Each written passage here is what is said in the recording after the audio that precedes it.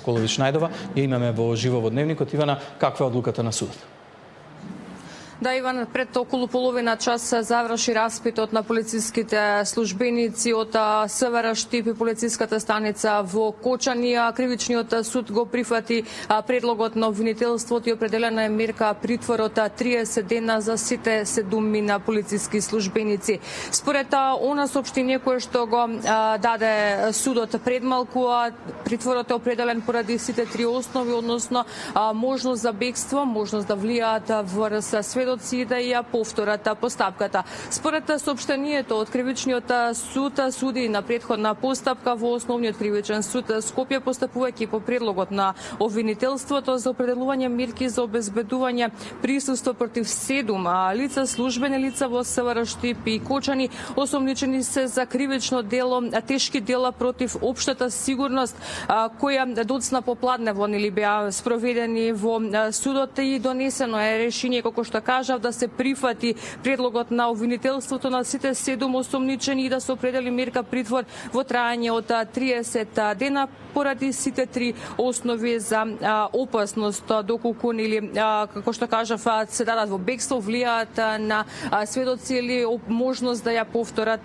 целата постапка.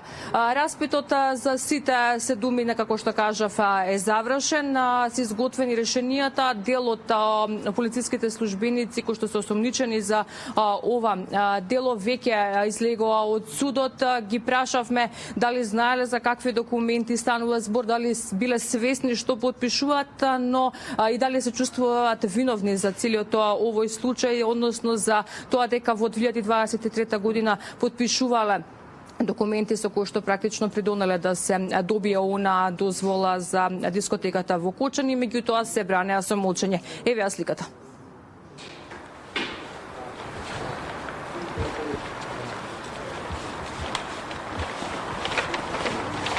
Знаете ли што подпишувате и како документи? Знаете ли дека е фалсификувана ова дозвола за дискотеката? Дали се чувствувате виновен? Уживај. Дајте ми ги пчиња. Еве една торба пчиње носи. И у затвор човек, така ли? Дај. Срамота.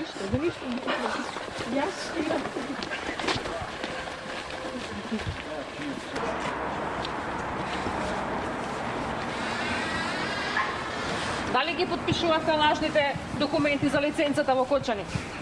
Се чувствувате ли виновен, господине?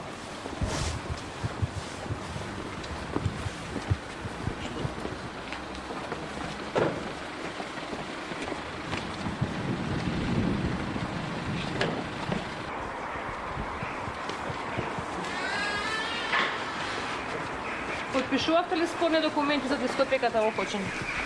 Се чувствувате ли виновен, господине?